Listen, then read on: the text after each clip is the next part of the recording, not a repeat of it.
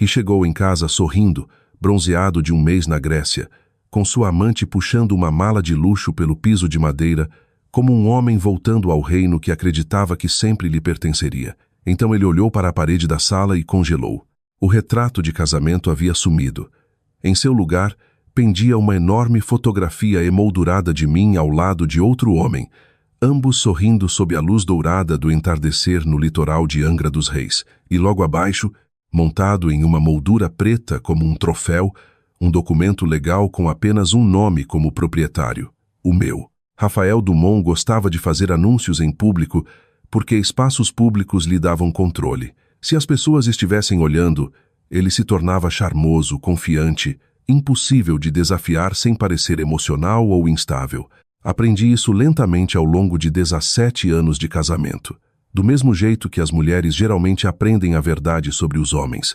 Não de uma vez, mas em pequenas humilhações que se acumulam silenciosamente dentro do corpo até o dia em que se tornam impossíveis de ignorar. A noite em que ele destruiu nosso casamento começou com um churrasco, luzes de festa e música brasileira, tocando no quintal da nossa casa, em Barra da Tijuca, Rio de Janeiro. Havíamos organizado dezenas de encontros assim ao longo dos anos. Vizinhos ficavam por ali com garrafas de cerveja gelada suando. Esposas trocavam histórias sobre vestibulares e preços de supermercado subindo. O filho adolescente de alguém pulava bomba na piscina, enquanto todos fingiam não notar os palavrões ecoando pela água. Deveria ter sido uma noite comum de sábado. Eu estava carregando uma bandeja de salada de milho da cozinha, quando ouvi Rafael rindo perto do bar do quintal. Não era sua risada normal. Esta era mais alta, mais aguda, performática, o tipo que ele usava quando queria atenção. Seu braço estava sobre os ombros de uma mulher chamada Bianca, 28 anos, muito bronzeada, com extensões loiras até o meio das costas, o tipo de mulher que parecia permanentemente posando para Instagram. Mesmo ao lado de um cooler cheio de refrigerante, eu a havia encontrado 2 vezes antes. Rafael a chamava de consultora de marketing para sua empresa de construção. Até então, eu já sabia. As mulheres geralmente sabem muito antes de permitirem que admitam. Ainda assim, a diferença entre suspeitar de traição e ouvir seu marido redefinir casualmente seu casamento na frente de 15 pessoas segurando pratos de papel. Um dos vizinhos brincou sobre Rafael passar tanto tempo com Bianca ultimamente, e Rafael ergueu seu copo de uísque com um sorriso. Bem, disse ele, a Juliana e eu estamos fazendo as coisas de um jeito diferente agora. Isso aqui é basicamente um casamento aberto. Ela só ainda não abraçou completamente. A conversa morreu no mesmo instante. Alguém tossiu. A música das caixas de som externas de repente pareceu alta demais. Lembro da sensação exata que atravessou meu corpo naquele momento. Não foi heartbreak primeiro, nem mesmo raiva. Foi algo mais frio, como pisar descalça em água gelada e perceber tarde demais quão fundo vai. Eu o encarei, esperando o final da piada. Ele nunca veio. Em vez disso, Rafael puxou Bianca um pouco mais para perto e tomou um gole lento da bebida, enquanto as pessoas deliberadamente olhavam para todos os lados, menos para mim. Eu devo explicar algo sobre meu marido. Rafael nem sempre fora cruel. Egoísta, sim, ambicioso, certamente. Mas a crueldade veio depois, quando o sucesso o inflou até virar alguém que confundia dinheiro com sabedoria e atenção com valor. 10 anos antes, ele era apenas mais um construtor exausto tentando erguer uma empresa, enquanto eu trabalhava em tempo integral com design de interiores e cuidava da maior parte da criação de nossa filha, Maitê. Quando a empresa quase faliu numa economia ruim, usei a herança que minha mãe me deixou para manter, La Viva, 400 mil, quase tudo o que ela tinha. Rafael me chamava de sua rocha naquela época. Engraçado como os homens reescrevem a história rapidamente quando não precisam mais da mulher que ajudou a construir. Os convidados foram embora cedo aquela noite. Ninguém queria ficar preso na tensão que pairava sobre nosso quintal como fumaça. Eu limpei os pratos de papel em silêncio enquanto Rafael sentava na ilha da cozinha, rolando o celular, completamente relaxado, como se tivesse apenas anunciado um plano de férias, em vez de detonar 17 anos de casamento na frente dos nossos amigos. Finalmente eu disse: "Você me humilhou." Ele nem ergueu os olhos. "Você está exagerando." Você contou para todo mundo que temos um casamento aberto. Deveríamos ter um, respondeu casualmente. Monogamia não é realista para sempre, Juliana. As pessoas evoluem. Eu soltei uma risada baixa, porque às vezes o absurdo fica grande demais para lágrimas. Evoluem, repeti. É assim que chamam isso agora? Rafael suspirou dramaticamente do jeito que homens impacientes fazem quando são forçados a explicar verdades básicas para mulheres tolas. Olha, disse ele, largando o celular. Eu não planejei que isso acontecesse, mas Bianca me faz sentir vivo de novo. Tenho 46 anos, Juliana. Não quero que o resto da minha vida pareça previsível. E o que exatamente eu ganho com esse arranjo? Isso depende de você, respondeu com um encolher de ombros. Você pode fazer o que quiser também. Era uma declaração tão ridícula que eu quase admirei a arrogância por trás dela. Homens como Rafael amavam a ideia de liberdade quando acreditavam que só eles se beneficiariam. No andar de cima, ouvi a porta do quarto de Maitê se fechar suavemente. Ela tinha ouvido o suficiente. Rafael se levantou, foi até a adega de vinhos e serviu outra bebida. Estou viajando para a Europa na terça, disse. 3 semanas na Grécia, talvez Itália depois. Bianca vai comigo. Eu o encarei. Você está falando sério? Sim. Você acha que eu devo simplesmente ficar aqui e esperar enquanto você desfila sua amante pela Europa? Ele se virou lentamente para mim, a irritação endurecendo seu rosto. Amante é uma palavra dramática. E honestamente, Juliana, esse teatrinho de vítima está cansativo. Estou tentando ser honesto com você em vez de me esconder. Ali estava. A linguagem moderna que pessoas egoístas usam para fazer a traição parecer iluminada. Honestidade, crescimento, liberdade, cura qualquer coisa menos responsabilidade. Ele se aproximou baixando a voz. Você ainda é minha esposa. Ainda tem esta casa, esta vida, segurança financeira. Não estou te abandonando. Estou pedindo que se adapte. Adaptar, como se eu fosse um software precisando de atualização. Olhei ao redor da cozinha que reformamos juntos 15 anos antes. Os balcões de mármore que escolhi, as luminárias que instalei sozinha enquanto grávida de Maitê, as fotografias de família alinhadas no corredor. Cada centímetro daquela casa carregava pedaços do meu trabalho, dos meus sacrifícios, das minhas impressões digitais invisíveis. Mesmo assim, Rafael falava como se ele sozinho tivesse construído nossa vida. Naquela noite, depois que ele subiu, fiquei sozinha na cozinha por quase 1 hora.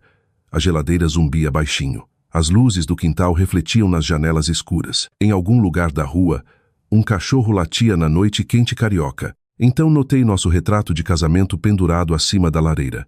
Parecíamos tão jovens naquela foto. A mão de Rafael repousava orgulhosamente na minha cintura. Meu rosto brilhava com o tipo de confiança que só noivas jovens possuem, a crença de que o amor automaticamente protege as pessoas de se tornarem estranhas. Caminhei lentamente até o retrato. Então o tirei da parede. Não porque o odiasse, ainda não, mas porque, pela primeira vez em 17 anos, finalmente entendi algo devastador. O casamento naquela fotografia não existia mais. E talvez nunca tivesse existido por muito tempo. Rafael partiu numa manhã de terça com 2 malas de grife, óculos escuros caros e a confiança relaxada de um homem absolutamente certo de que o mundo esperaria por ele. Bianca sentava no banco do passageiro do SUV preto dele, vestindo calças de linho branco e óculos grandes, uma mão bem cuidada descansando possessivamente no braço dele enquanto ele saía da garagem. Nenhum dos dois olhou para mim parada na varanda da frente. Apenas Maitê olhou. Minha filha ficou ligeiramente atrás de mim numa blusa velha da universidade, braços cruzados firmemente sobre o peito, observando o pai ir embora com uma expressão velha demais para seus 16 anos. Ela não acenou adeus. O SUV desapareceu na esquina. O silêncio depois pareceu antinatural, como se a própria casa tivesse parado de respirar. Nos 2 primeiros dias, eu me movia pelos cômodos mecanicamente, incapaz de me concentrar o suficiente para terminar tarefas simples. Carreguei a lava-louças e esqueci de ligar. Reaquecei o café 3 vezes antes de perceber que nunca bebi. À noite, ficava acordada olhando o teto enquanto minha mente repetia o churrasco sem parar. A voz de Rafael, as risadas, a humilhação de ficar ali enquanto estranhos evitavam contato visual por pena. Humilhação é uma emoção estranhamente física. Ela se instala nos músculos, no estômago, na pele. O que mais doía nem era o caso. Era a certeza no rosto de Rafael quando anunciou publicamente. A confiança absoluta de que eu toleraria qualquer coisa em vez de perder a vida que construímos. E talvez, por muitos anos, ele tivesse razão. Passei quase 2 décadas sendo prática, sensata, apoiadora. Engoli frustrações porque casamentos exigem compromisso. Ignorei traições menores porque a vida adulta exige resistência. Em algum momento, Rafael confundiu minha lealdade com fraqueza. 3 dias depois que ele partiu, Bianca postou fotos de Mykonos. Eu vi porque conhecidos em comum começaram a me enviar de forma constrangedora, como se eu merecesse aviso prévio, antes que a humilhação pública continuasse online. Rafael estava sem camisa ao lado de uma piscina infinita, segurando uma taça de champanhe, enquanto Bianca se apertava contra ele de biquíni branco, ambos brilhando com a satisfação presunçosa de quem acha que é invejado em vez de ridículo. A legenda dizia: "A vida começa quando você para de pedir desculpas pela sua felicidade." Olhei para a tela por vários segundos. Depois ri, não porque era engraçado, mas porque homens de meia idade abandonando famílias por mulheres mais jovens sempre acham que participam de alguma revolução romântica profunda em vez do clichê mais velho do Brasil. Maitê entrou na cozinha enquanto eu ainda olhava a postagem. "Você está bem?" perguntou baixinho. Tranquei o celular e o larguei. "Vou ficar." Ela abriu a geladeira, pegou suco de laranja, depois hesitou antes de falar novamente. "Sabe o que é estranho? O pai fica postando como se tivesse ganhado alguma coisa." O comentário me surpreendeu porque estava exatamente certo. Rafael agia como se casamento fosse uma competição da qual escapara vitorioso, como se a juventude em si o validasse. Homens como ele frequentemente confundiam atenção com renascimento. Maitê se encostou no balcão. "Mas honestamente", continuou, "ele parece meio patético." Olhei para minha filha. Olhei de verdade. Em algum lugar entre aulas avançadas, aulas de direção e vestibulares, ela havia se tornado perceptiva de formas que eu não notara. "Não quero que você odeie seu pai", disse com cuidado. Ela deu de ombros. "Não odeio. Só acho que ele esperava que você desmoronasse." A verdade acertou mais forte do que ela provavelmente pretendia. Naquela tarde, pela primeira vez desde que Rafael partiu, abri a porta do escritório de casa. Rafael raramente lidava com papelada sozinho. O sucesso o tornara preguiçoso com detalhes, recibos, contratos, documentos fiscais. Tudo acabava empilhado descuidadamente em armários e gavetas, enquanto ele focava em almoços de networking e saídas de golfe com incorporadores. No começo, eu só procurava informações bancárias. Depois comecei a notar padrões: cobranças de hotéis de luxo na conta da empresa, voos para Bianca disfarçados de viagens de marketing, compras de joias rotuladas como entretenimento de clientes. Milhares e milhares de reais filtrados silenciosamente pelas despesas da empresa. Sentei na mesa por quase 3 horas, separando documentos em pilhas, enquanto algo dentro de mim mudava de forma lentamente. Não raiva, clareza. Na manhã seguinte, liguei para uma advogada chamada Denise Albuquerque. Seu escritório ficava num prédio moderno e elegante no centro do Rio, todo paredes de vidro e ar-condicionado gelado. Denise parecia ter uns 50 e poucos anos. Loira prateada, corte Chanel, terninho azul marinho afiado, olhos calmos que claramente haviam testemunhado todas as variações possíveis de desastre matrimonial. Ela escutou sem interromper, enquanto eu explicava tudo. Quando terminei, juntou as mãos sobre a mesa. "Primeiro", disse, "seu marido não é nem de longe tão esperto quanto pensa." Pisquei. Denise deslizou vários extratos financeiros destacados para mim. "Essas despesas ligadas ao caso são significativas e, pelos registros que você trouxe, grande parte do capital inicial da empresa veio da sua herança. Foi anos atrás. Não importa. Documentação importa." Pela primeira vez em semanas senti algo desconhecido. Não exatamente esperança, mas movimento. Denise se recostou levemente. "Juliana, homens como seu marido cometem o mesmo erro. Eles acham que a esposa que mantém a estabilidade não tem poder porque esse trabalho não é chamativo." Olhei para a papelada em silêncio. "Ele acha que construiu esta vida sozinho", admiti. "Não", Denise corrigiu gentilmente. "Ele acha que você nunca vai parar de protegê-lo." A frase se alojou fundo dentro de mim, porque ela estava certa. Todos os anos do nosso casamento, eu limpara as bagunças emocionais que Rafael criava. Suavizava o temperamento dele perto de Maitê. Cuidava de feriados, aniversários, horários escolares, reparos, impostos, obrigações familiares. Absorvia estresse tão completamente que eventualmente ele parou de ver. Trabalho invisível só permanece invisível até desaparecer. Nas 2 semanas seguintes, minha vida ganhou estrutura novamente. Reabri contatos da minha antiga carreira em design de interiores e descobri algo surpreendente. As pessoas ainda me respeitavam. Ex-clientes lembravam meu trabalho com carinho. Uma ex-colega me convidou para consultar numa reforma de hotel boutique em Búzios. Outra perguntou se eu consideraria projetos residenciais independentes novamente. Cada conversa parecia recuperar fragmentos de uma mulher que eu havia abandonado anos antes. Enquanto isso, Rafael mal ligava para casa. Mandava mensagens de vez em quando, geralmente tarde da noite, horário do Rio. Divertindo aqui. Você deveria relaxar mais. Ou, espero que a Maitê esteja se comportando. Nunca perguntou como eu realmente estava me sentindo. Uma noite, Maitê e eu pedimos comida tailandesa e comemos no quintal enquanto o calor carioca rolava pelo bairro em ondas lentas. O céu queimava laranja além das montanhas. Você parece diferente, disse ela de repente. Olhei para ela. Diferente bom ou diferente assustador? Um pouco dos dois? Admitiu. Eu sorri de leve. Talvez eu só esteja cansada de ser subestimada. Maitê olhou para o prato por um momento antes de falar novamente. Sabe, o pai sempre agiu como se você precisasse mais dele do que ele de você. A frase pesou entre nós porque o terrível era que, por anos, eu também havia acreditado. Naquela noite, depois que Maitê subiu, entrei na sala carregando uma caixa de papelão. Uma a uma, retirei fotografias de prateleiras e paredes. Não com raiva, não dramaticamente metodicamente. Retratos de casamento, fotos de família, memórias de férias cuidadosamente curadas para parecerem permanentes. À meia-noite, a sala parecia estranhamente maior. Havia um espaço vazio acima da lareira, onde nosso retrato de casamento ficara por 17 anos. O retângulo claro na parede permanecia visível sob a iluminação como um fantasma se recusando a desaparecer. Fiquei ali olhando por muito tempo. Então, inesperadamente, sorri. Não porque havia curado, não porque parei de doer, mas porque pela primeira vez desde que Rafael me humilhou publicamente, percebi algo importante. Ele achava que havia me deixado sem poder.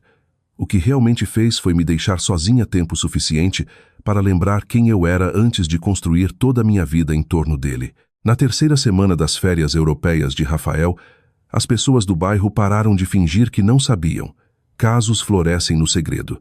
Humilhação sobrevive na performance. Rafael tornara o nosso público, o que significava que todos de repente ficaram cuidadosos comigo do jeito lento e constrangedor que brasileiros costumam fazer quando encontram tragédia pessoal visível. Mulheres no supermercado tocavam meu braço com gentileza excessiva. Vizinhos falavam com bondade exagerada. Até o caixa adolescente da cafeteria local me olhava com aquela expressão desconfortável reservada para viúvas e esposas abandonadas. Piedade me esgotava mais do que raiva jamais poderia. Então parei de me esconder. Não dramaticamente, não vingativamente. Simplesmente comecei a viver diferente. Todas as manhãs dirigia até Búzios para o projeto de reforma do Hotel Boutique que havia aceitado consultar. A propriedade ficava contra falésias de pedra brilhando sob a luz do sol, e pela primeira vez em anos, meus dias pertenciam a algo além de manter o conforto de Rafael. Passei horas revisando texturas, planos de iluminação, disposições de móveis, discuti com pedreiros sobre acabamentos de azulejos e ri, em almoços de marmita com arquitetos jovens, o suficiente para me chamar de senhora sem perceber o quanto irritava. E lentamente, quase invisivelmente, comecei a voltar para mim mesma. Uma tarde, enquanto revisava amostras de tecidos no escritório temporário de design, conheci Enrico Lombardi. Ele era o arquiteto principal do projeto, 48 anos, divorciado, composto do jeito quieto que homens emocionalmente maduros costumam ser. Sem relógio chamativo, sem charme forçado, sem necessidade desesperada de dominar conversas. Escutava com atenção quando as pessoas falavam. Lembrava detalhes. Pedia desculpas quando interrompia alguém. A primeira vez que me trouxe café, Perguntou como eu tomava em vez de presumir. Quase esqueci o quão atraente o respeito básico podia ser. Ainda assim, nada impróprio aconteceu entre nós. Nem perto. O que me surpreendeu mais foi como rapidamente meus colegas assumiram que devia haver algo romântico simplesmente porque um homem e uma mulher acima de 40 gostavam da companhia um do outro. Brasileiros amavam histórias de reinvenção, especialmente histórias onde mulheres traídas emergiam brilhando ao lado de homens mais sábios e gentis.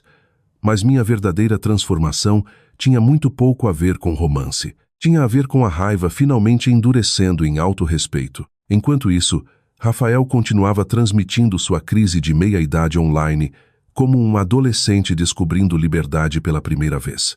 Capri, Santorini, Positano, infinitas fotos de jantares em terraços, passeios de iate, sacolas de compras de grife.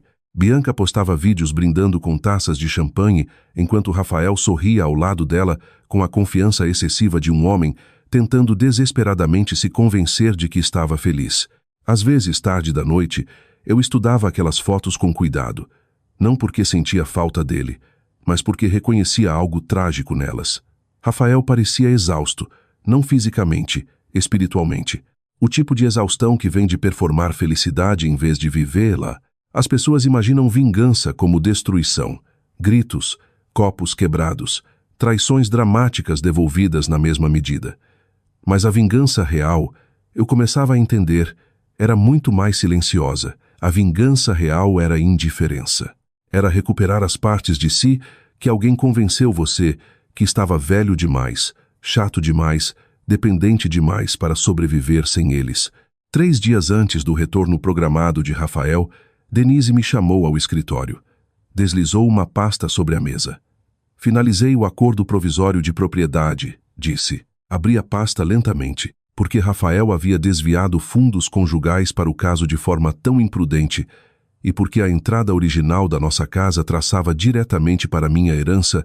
Denise havia garantido uma posição forte antes mesmo dos processos formais de divórcio começarem. A conduta financeira de Rafael nos deu alavanca significativa. A casa permaneceria sob meu controle residencial, exclusivo durante a separação. Legalmente, cuidadosamente, metodicamente, a fundação sob a confiança de Rafael já começara a desabar.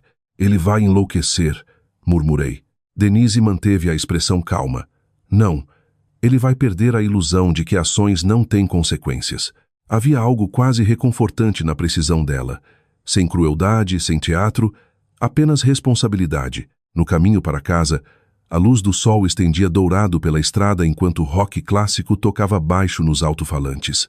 Pela primeira vez em meses, talvez anos, baixei os vidros e deixei o ar quente invadir o carro. Percebi então que não queria mais Rafael destruído. Isso me surpreendeu. Algumas semanas antes, eu teria fantasiado humilhá-lo publicamente do jeito que ele me humilhou. Queria que sentisse vergonha, quebrado, punido, mas mais fundo que a raiva havia algo mais calmo e muito mais perigoso. Eu queria liberdade. Naquela noite, Maitê me ajudou a pintar a sala. Movemos móveis, cobrimos o chão com plásticos e passamos horas transformando as paredes bege antigas num branco quente e suave que deixou todo o ambiente mais claro. Música tocava do celular de Maitê enquanto rolos de tinta se moviam ritmicamente pela parede. Em um momento, ela desceu da escada e olhou ao redor pensativa. Já está diferente, disse. É diferente. Hesitou. Estamos apagando ele? A pergunta pairou quieta entre nós. Coloquei a bandeja de tinta no chão com cuidado antes de responder. Não, disse. Estamos fazendo espaço para nós novamente. Maitê assentiu lentamente como se entendesse mais do que eu imaginava. 2 dias depois, a casa mal lembrava a que Rafael deixara para trás. Não porque redecorei extravagantemente, mas porque removi o peso. Móveis de couro escuro desapareceram, substituídos por tecidos mais leves e linhas mais limpas. Velhas fotos de família sumiram das prateleiras lotadas. O ar parecia menos tenso, como se anos de ressentimento silencioso finalmente tivessem ido embora com ele. Então veio a parede. O espaço vazio acima da lareira permaneceu intocado até o final. Fiquei diante dele por quase 10 minutos, segurando a fotografia emoldurada que a empresa de entrega havia deixado mais cedo naquela tarde. Não era um retrato de casamento. Essa parte importava. A foto fora tirada acidentalmente durante um jantar de projeto em Búzios. Henrico estava ao meu lado ao ar livre sob luzes de cordão, enquanto o pôr do sol queimava vermelho nas falésias atrás de nós. Estávamos rindo de algo fora da moldura, relaxados e vivos de um jeito que eu não via em mim mesma há anos. Quando o fotógrafo da equipe de marketing do hotel enviou a imagem, encarei meu próprio rosto por muito tempo. Eu parecia feliz. Não feliz performática, não feliz de sobrevivência, real. Abaixo da fotografia coloquei outra moldura. Dentro dela, uma cópia limpa do acordo provisório de propriedade mostrando a autoridade residencial exclusiva sob meu nome durante os procedimentos de separação. Simples, elegante, final. Sem mensagens dramáticas, sem crueldade, sem ameaças, apenas verdade. Naquela noite, Rafael me mandou mensagem pela primeira vez em quase uma semana. Chegando amanhã à tarde. Espero que você tenha se acalmado até lá. Encarei a mensagem. Depois tranquei o celular e o coloquei virado para baixo no balcão da cozinha. No andar de cima, Maitê arrumava a mala para um final de semana de imersão pré-vestibular. A lava-louça zumbia baixinho. Lá fora, o vento quente roçava os móveis do quintal. E de repente, parada ali dentro da casa silenciosa que passei 17 anos protegendo, entendi algo que mudou tudo. Rafael acreditava que poder vinha de fazer as pessoas terem medo de te perder. Mas poder real vinha de não ter mais medo você mesmo. No dia seguinte, exatamente às 16h42, meu marido entrou pela porta da frente, acreditando que ainda possuía a vida que abandonara. E então olhou para a parede. O primeiro som que ouvi foi a porta da garagem rangendo abaixo da casa. Depois passos confiantes, o tipo que um homem faz quando acredita estar voltando a algo permanente. Eu estava no balcão da cozinha fatiando limões para chá gelado, quando Rafael entrou pela área de serviço carregando 2 malas caras e o cheiro de colônia de aeroporto e protetor solar mediterrâneo. Ele parecia mais escuro, mais magro, excessivamente descansado como todo ator divorciado fotografado em iate durante uma crise pública. Por um segundo estranho vê-lo. Novamente após quase um mês apertou meu peito com o instinto antigo. 17 anos de casamento não desaparecem limpos. Seu corpo ainda lembra o ritmo da presença de alguém mesmo depois que a mente não confia mais. Rafael jogou as chaves do carro no balcão. Bem, disse casualmente, você ainda está viva aqui dentro. Não disse nada. Ele tirou os óculos escuros lentamente e olhou ao redor da cozinha. A confusão apareceu primeiro. Sutil, mas inconfundível. A nova cor de tinta, os móveis rearranjados visíveis do corredor, a ausência de bagunça, a estranha leveza emocional dentro do cômodo. Era a expressão de um homem percebendo que voltara a coordenadas familiares, só para descobrir que o terreno em si havia mudado. O que aconteceu aqui? Perguntou. Redecorei. Hã? Ele avançou mais para dentro da casa, puxando a mala atrás. Fiquei em silêncio, limpando as mãos devagar com um pano de prato enquanto o observava absorver cada diferença peça por peça. A velha mesa de console havia sumido. As fotos de família emolduradas desapareceram. Até o ar cheirava diferente, mais leve, tocado por velas cítricas, em vez do aroma de cedro preferido de Rafael. Ele franziu a testa. Onde está a Maitê? Imersão pré-vestibular. Volta domingo. Rafael assentiu distraidamente, ainda examinando o ambiente. Então entrou na sala e congelou. Não metaforicamente congelou de verdade, uma mão ainda segurando a alça da mala, enquanto todo o corpo parou no meio do passo. Observei o momento exato em que sua confiança desabou. Seus olhos se fixaram na parede acima da lareira, onde nosso retrato de casamento costumava ficar. Agora, iluminada por luzes embutidas suaves, estava a grande fotografia emoldurada de mim e Henrico sob a luz dourada do litoral, sorrindo com facilidade um ao lado do outro. E diretamente abaixo, a segunda moldura, o documento legal. Meu nome, apenas meu nome. Por vários longos segundos, Rafael não disse absolutamente nada. Acho que ele não estava preparado para o silêncio. Homens como ele esperam reações emocionais porque reações emocionais os tranquilizam de que ainda importam. Raiva, lágrimas. Tudo confirmava a significância. Mas eu não tinha mais nada a provar. Finalmente ele falou: "Que diabos é isso?" Sua voz soou estranhamente fina. Dobrei o pano de prato com cuidado e coloquei no balcão. "Uma fotografia", respondi calmamente. "Estou vendo." Seus olhos se moveram entre a imagem e o documento emoldurado abaixo. "Quem diabos é esse cara?" "Se chama Henrico." Rafael soltou uma risada aguda que não continha humor nenhum. "Você é inacreditável."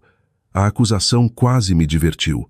"Eu sou inacreditável? Você passou um mês fingindo estar devastada e agora está pendurando fotos de outro homem na minha casa." Ali estava, minha casa, mesmo agora, mesmo depois de tudo. Caminhei lentamente para a sala até ficar a alguns metros dele. "Esta não é mais sua casa, Rafael." Sua mandíbula tensionou imediatamente. "O inferno que não é." Gesticulei levemente para o documento legal. "Você deveria ler a papelada." Ele soltou a alça da mala e arrancou a moldura da parede, examinando a página agressivamente, enquanto a cor lentamente sumia de seu rosto. "O que é isso?" "Controle residencial provisório durante os procedimentos de separação. Você entrou com divórcio." "Sim." "Você dissimulada." "Não." Interrompi baixinho. "Cuidado." A sala ficou silenciosa novamente. Rafael olhou para mim, olhando de verdade pela primeira vez desde que entrou pela porta. Eu quase via os cálculos acontecendo atrás dos olhos dele, a percepção súbita de que eventos continuaram se desenrolando enquanto ele brincava de turista rico pela Europa. "Quando exatamente você planejava me contar sobre isso?" exigiu. "Você parecia ocupado." Ele jogou a moldura no sofá. "Isso é por causa dele", disparou, apontando para a fotografia. "Você está dormindo com algum arquiteto agora." A versão antiga de mim teria se defendido emocionalmente, explicado, justificado, suplicado para ser entendida. Mas algo fundamental dentro de mim havia mudado durante aquela semana sozinha. "Não", respondi simplesmente. "Não estou." Rafael piscou. "O quê? Henrico é um colega e amigo. Então por que diabos a foto dele está pendurada na minha sala?" Inclinei a cabeça levemente. Interessante escolha de palavras. Sua expressão endureceu. "Você sabe exatamente o que quero dizer." "Não", respondi uniformemente. "Acho que não sei." O silêncio se esticou dolorosamente. Então, pela primeira vez, desde que o conheci 20 anos antes, observei Rafael lutar para manter o controle de uma conversa. "Você está tentando me humilhar", disse finalmente. Quase ri. Humilhar. Palavra fascinante vindo dele. "Você anunciou seu caso no nosso churrasco", lembrei suavemente. "Na frente dos nossos amigos, na frente da nossa filha. Isso é diferente." "Por quê?" "Porque fui honesto."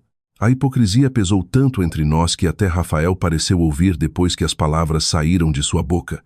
Cruzoei os braços lentamente. "Você me disse que isso era um casamento aberto", falei. "Você me disse para me adaptar." Seus olhos se estreitaram.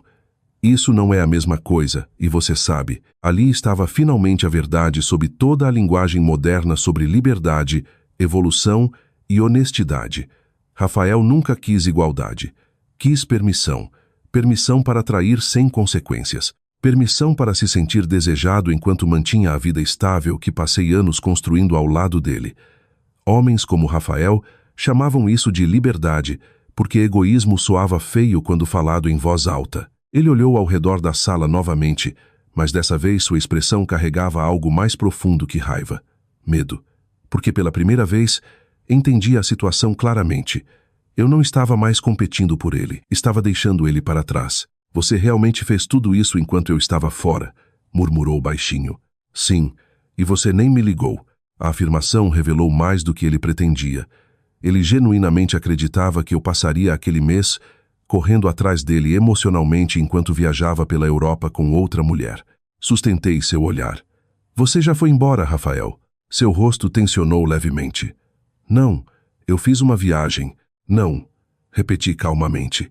"Você deixou sua família muito antes do aeroporto." Por um breve momento, emoção genuína rachou através da raiva. Não remorso. Exatamente. Algo mais desconfortável. Reconhecimento.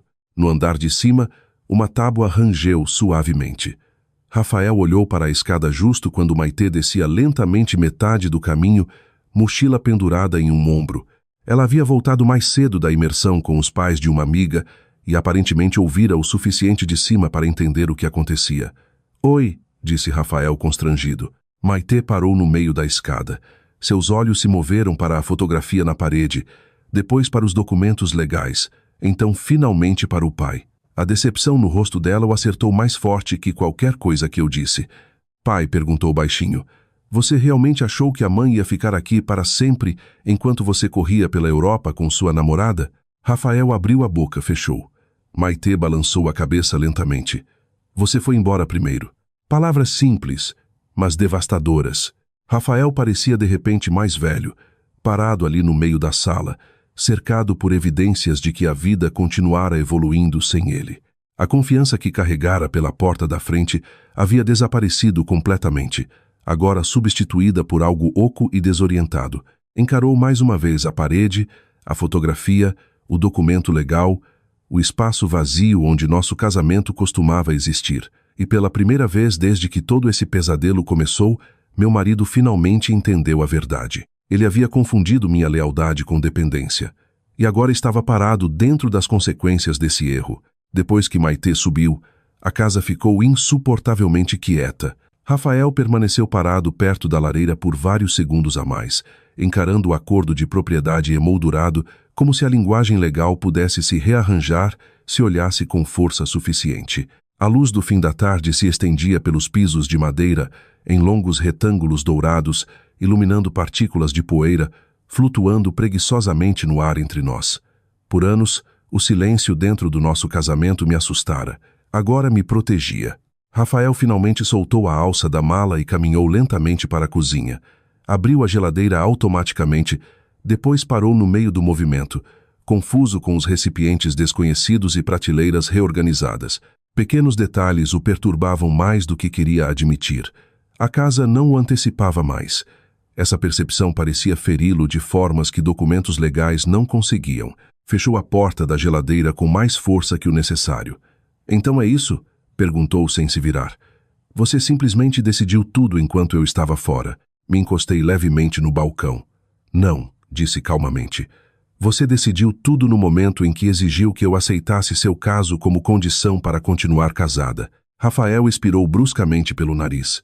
Você está distorcendo isso. Estou esclarecendo. Ele se virou para mim, frustração escurecendo seu rosto. Sabe qual é o seu problema, Juliana? Você sempre faz tudo soar mais frio do que realmente é. Quase sorri. Essa acusação teria me destruído anos antes, porque havia verdade enterrada nela. Eu havia me tornado mais fria, não cruel, apenas não mais disposta a suavizar a realidade para que outras pessoas permanecessem confortáveis dentro dela. Você me envergonhou publicamente, respondi uniformemente. Desapareceu por um mês com outra mulher. Usou dinheiro da empresa para financiar. E de alguma forma está chocado que eu parei de proteger você. A mandíbula de Rafael tensionou instantaneamente com a palavra proteger, porque no fundo ele sabia exatamente o que eu queria dizer. Por quase 2 décadas, funcionara como isolamento emocional ao redor da vida dele. Absorvia consequências antes que o alcançassem. Reparava relacionamentos depois que seu temperamento os danificava. Lembrava aniversários, enviava cartões de agradecimento, agendava consultas no dentista, monitorava notas de Maitê, equilibrava contas, organizava feriados, mantinha laços sociais, organizava pedreiros, gerenciava reparos, planejava férias, lidava com emergências. Rafael performava sucesso publicamente enquanto eu silenciosamente mantinha a maquinaria por baixo. A tragédia não era que ele não apreciasse. A tragédia era que eventualmente parou de ver completamente. Ele caminhou até as portas do quintal e olhou para fora, para a piscina brilhando sob a luz da noite. Não achei que você iria tão longe, admitiu baixinho. Ali estava novamente, não remorso, surpresa, como se meu autorrespeito tivesse violado algum acordo que nenhum de nós assinara conscientemente. Você não achou que eu iria embora, corrigi. Rafael esfregou uma mão no rosto lentamente, exaustão começando a aparecer sob o bronzeado e as roupas caras de férias. Não era para acontecer assim.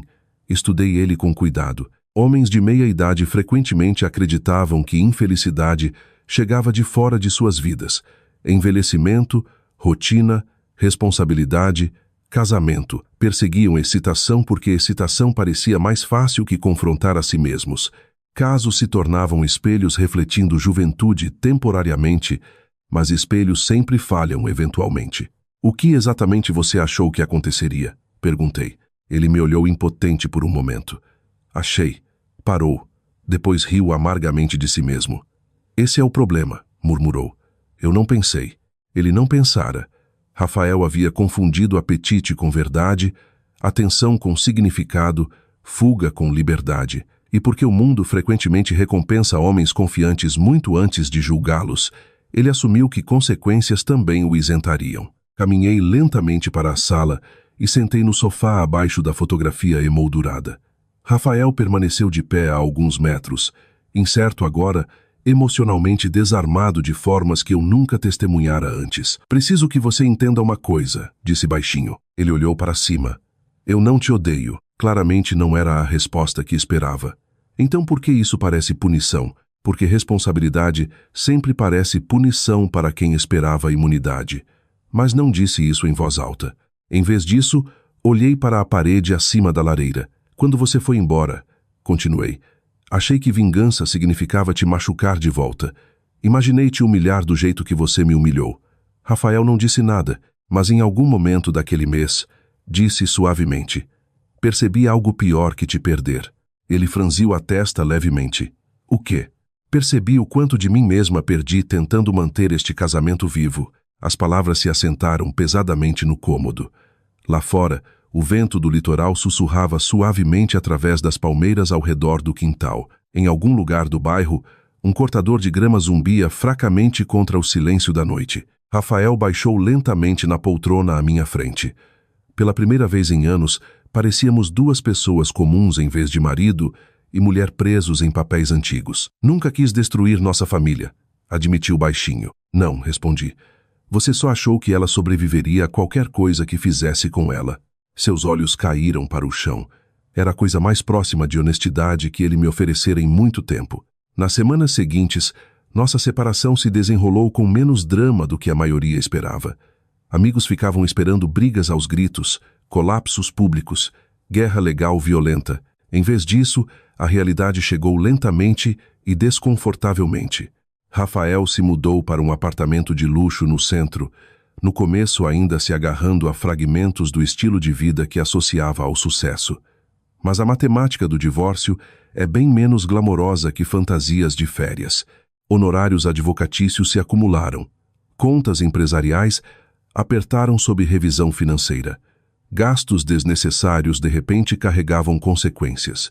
Bianca desapareceu quase imediatamente quando permanência substituiu excitação.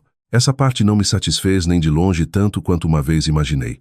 Porque até então eu finalmente entendia algo importante. Mulheres não curam de verdade vendo outras mulheres perderem. Elas curam reconstruindo a si mesmas. Minha carreira em design se expandiu mais rápido que o esperado depois que o projeto de Búzios deu certo. Indicações se multiplicaram. Ex-clientes voltaram.